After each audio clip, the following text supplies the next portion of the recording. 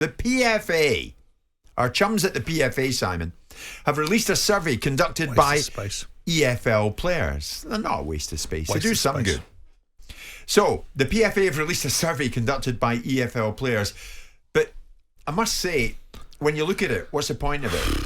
So, Martin, let's tune into... What do you mean, what's the point of it? Martin must have drafted it. Well, before we go any further... Is it your opinion? You're asking the questions, but you're obviously, in the way you're saying it, you're creating a feeling here that you don't agree with the PFA. Well, do you agree with the PFA being there? Hear me out. We know that Simon doesn't, but do you? Hear me out, and then I'll answer your question. Okay, give yourself time. So...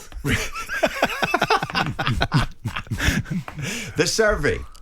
More than 80% of EFL players feel enough is not being done to keep them safe from physical harm and discrimination on the pitch, while more than half are opposed to new rules on time added on. In a survey of 100 players in the Championship, League 1 and League 2 by the PFA over the October international break, more than 50%, more than half of them said they'd been part of a game where a pitch invasion had resulted in a player being attacked or harassed. Less than 20% felt enough was being done to identify those responsible for pitch invasions, harassment of players and discriminatory chanting, but almost 60% said they did not support the new rules on added time introduced at the start of the season. Now, the reason I had that tone of voice, Martin, was because I'm kind of with this man on my right here. Yeah. Here we go again. It's what we don't like and it's what we're not getting. It's a long list from the players, but no solutions. Here's why we're not happy, and this is what we're not happy with. But where are the solutions? No. So this is a survey, isn't it? This is about communication with their members. That's right. What's wrong with that? So what do the members think is a good way out of this?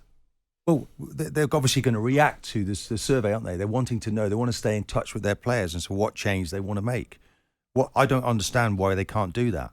And why the survey found almost 75% of players, 75% of those asked, so what's that, 3 out of 4, felt that players were not given a proper break between seasons.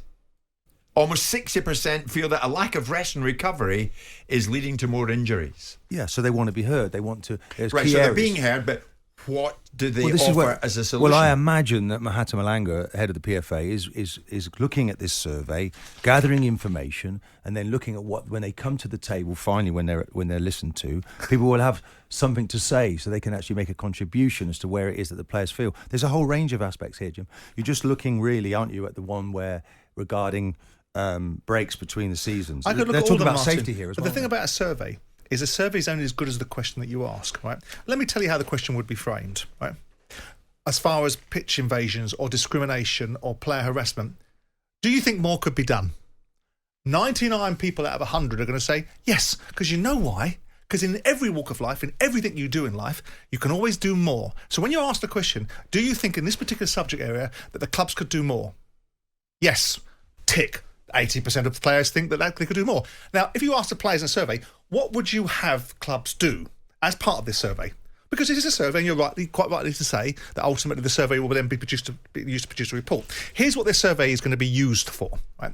In the same way that the fan-led review was produced to have a preordained report, it was designed to enhance the idea. They wanted a regulator, so the 164-page report was produced to support the original idea that this wasn't an independent report, it was a report produced to produce a regulator. Yeah. This is a report produced to tell people what the players are unhappy with, not to find out what they think they can do about it or what they think should be done about it.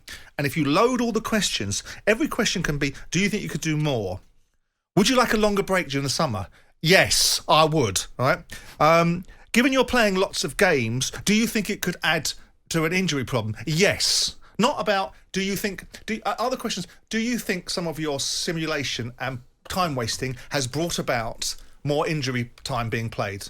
They wouldn't ask that question. They're also asking about pitch invasion. They're asking about discrimination and chanting from fans. Yeah, no, what they're asking about... There's a whole range of things Martin, here. what they're asking about... No. What they're asking about is who can do something about it, right? Do you think that we could do something more about discrimination? If you say something more about discrimination or more about something, do you think you could be paid more money? Do you think you could get a better contract? Do you think you're worth more money? And everyone is going to say yes. Why are you focusing on the money? They're talking here about whether the EFL I'm using it as an example. Does the EFL want to have VAR. These are all sort of wide-ranging aspects. And did you see the result of that, and it's an Martin? inconclusive one. It's 50-50, so we'll take It's that one. That's fine. 50-50. The survey respondents were split 50-50 on whether or not VAR should be introduced Well, into the EFL. are you surprised they by get that? an answer like that, but not sure. Yeah, but are you surprised when we see what's happening in VAR? Because it's not exactly a Rolls-Royce system. Yeah, we know that, Martin. It's But got a not lot there more yet. right It's than not- it's got it's wrong. But we Yeah, know it's that. not there But yet, this is it? PFA report, right, is a waste of people's time. It's designed to create division. The reasons why you have got more injury time being played is because your members, who, by the way, don't even pay their subscription fees and don't even value the PFA, because you get most of your money from TV deals rather than your membership. And if you start charging your members, They do pay. you pay £160 a year, Martin. You said they didn't pay. 100. They do pay. Oh yes, Yeah, okay. okay, so it could be a lot more. Of course, it could be a lot more. If it was any other trade union, you'd be paying 1.5% of your salary, which means none of you would be members because you wouldn't pony up any cash. The bottom line is this is just an exercise in creating an issue where there isn't one and justifying the existence of the PFA to say we've got value here, we've got value here. To what end? Before we go to the 11 o'clock I think bulletin. it comes through like a shining beacon. Your dislike. No, of it's not players dislike. It's and distaste players having of a no body. value. People No, having not a- players. This union. We'll carry on after the 11 o'clock bulletin, but Martin, there's one. Less than 20% of the players felt enough was being done to identify those responsible for pitch invasions, harassment of players, and discriminatory Do chanting. they know that? Do you go with that, Martin? I don't think you can stop that. How do you stop 25,000 people? That's not the question. They're saying not enough's being done No, to track them. so We've got if the you old do bill go with arresting with people. that- We've got the change in the I law. don't think that What changes. should be done? Well, I don't think you can do anything on that one, Jim. That's a stupid question, isn't I it? think as a player, it's about your behaviour. What you shouldn't be doing is reacting to it. You should just put your performance on the pitch. So why are the players When I being went asked? to West Ham, All of a sudden, this Jim, hulking great when- brute of I a fan went- was when- standing right beside me on the pitch. Whenever I went to West Ham, and it's a difficult situation, Yeah. all it did when they were chanting at me, and anyone that was there, Was inspire anyone you. who bought one of those T-shirts that were sold, and there were 10,000 of them, and West Ham fans were I wearing hated that that, shirt, you know that. Whenever they chanted that, it just made me play better. And it just made me give everything to the team. You can't really affect it. We are in a world of survey here and survey there. No, just behave in the right way. Keep a lid on it, but put your performance on the But pitch. Martin, the point here And is that's what this, I I did. think Simon and I are pains to point it out. If they're surveying Pitch players, the invasions, players though, should also come up pitch with some invasions solutions. is another matter. Not tell us everything It's a- that's wrong. and- This is what we don't like. This is like, we'll carry it on after No, 11. we need to put things in place, Jim, around the dugout, particularly. Where, that's an area we can improve on. Okay. Martin, you're biting back by saying they're not asked to give Well, solutions, they're I'm- asked to give their views. I'm just actually looking for you guys to have an open mind in all this. So we're now living in a lifetime and within a society where it's good to talk, isn't it? It's good to Depends talk. who you're talking to. No. Everyone says, oh, men particularly don't express themselves enough. They don't talk enough. They don't communicate. They bottle it all up, okay? This is an opportunity for the players to have a voice, to say what they feel, to voice what they feel strongly about, okay? Now, look, you can sit in judgment, as Simon does, and he looks at previous experiences with the PFA. He might well look at COVID. We just had a little chat about that, which is an interesting point from Simon. It's a good point that the players were told to, take your wages, fellas. Don't back down. There needed to have been a compromise. Now, I'd like to think this is a new PFA now that is emerging, with Mahatma Malanga at the head of it, with new ideals. Have we seen any evidence of that? No. He's had to be dragged kicking and screaming into the dementia. We may and well see the protection of maximum players. wage come in at some point, which is an interesting thing we're going to talk about later. Yeah, so wage caps, yeah. things are changing, and players have to be at the table, Jim. for that. But they are at the table here. They're being asked for their views. Yeah, because players are being at within the their table union, now. they're But being what's the asked point in this is a players being at the table PFA-run if they can't survey, offer isn't it? suitable solutions? It's not being run by the game makers. This is by the PFA. What are actually internally asking a survey for. But why doesn't Mahata and the rest of them at PFA say to the players, all right, now, what do you want us to go back with? What do you want? Maybe the questions could be framed slightly differently. It's to not- what improvements they're looking for. It shouldn't be a question, Martin. Do they I feel think their this is clubs what are doing Simon's enough? like. Listen, in I those don't areas? have. It shouldn't be there's like nothing we wrong with don't doing like a this, survey. that, and this. You're absolutely right. There's nothing wrong with doing a survey, and you're absolutely right. I am biased. I think the PFA are a worthless bunch of buffoons, right? That get paid from the game, but not from their own members of any significance. Are you Of talking their own- about a different regime? No, I'm talking about. I've watched them. I've watched them in my time, in my 10, 11 years with the Brendan Batsons in the world and people like that, and I've watched them over the last 10 years, right? And nothing's changed. Nothing's changed. We hear the same complaints. I talk to current players and previous players talking about the same things from the PFA. They don't lead by example. They follow. They get dragged kicking and screaming there by outside forces saying, look after our players. That's your very existence. Now, nothing wrong with asking the players their opinion. I don't have any problems with that. But when I look at the questions that are being asked, they are loaded questions to produce an outcome that is primarily about what is wrong for the players rather than what we can do to enhance and improve. Now, if we, as I say, I'm in danger of repeating myself, if you ask somebody, could you do more? Everybody's going to say yes, in whatever walk of life they are. Now, if the answer is football, do we think that the idea that fans behaving badly and discrimination in football, where it is emblazoned over every football stadium about the intolerance of it. It is reminded during the games. The police have introduced new legislation around policing laws. The football clubs are chasing people digitally. I'm not entirely sure what more they can do. And I don't think it's a particularly constructive debate to have, because ultimately, unless you're going to put a steward to every single football fan inside a stadium, you're always going to have people saying things in an ideal world you'd prefer them not to. I see this as the PFA creating a debate to justify their existence to their members, to be able to tell everybody what they don't want to do rather than what they're going to do themselves. Martin, it is a ridiculous argument to ask players, do you think that playing more injury time is something that you're pleased with? They'll say no. Of course. The next question would be, here's the next question for you. Why is it happening then? Oh, well, that would be us. That would be our behaviour. And look at what Virgil van Dijk said just in the last few days, Martin. In England, we believe the schedules are too busy. The players are getting paid well, but it should never come at a cost to our health. We keep having to play more and more games. We as players should start saying something about it, contribute to a solution. Yes, Virgil. If you are upset about playing so many games and it's costing you something at health level. Jim, more and more we're hearing former players saying, it's ridiculous, just play the games, get on with it. Yeah. But look, we have to put ourselves back into that situation, and we do need to have to listen to the current day player, Jim, that wants to play in every game.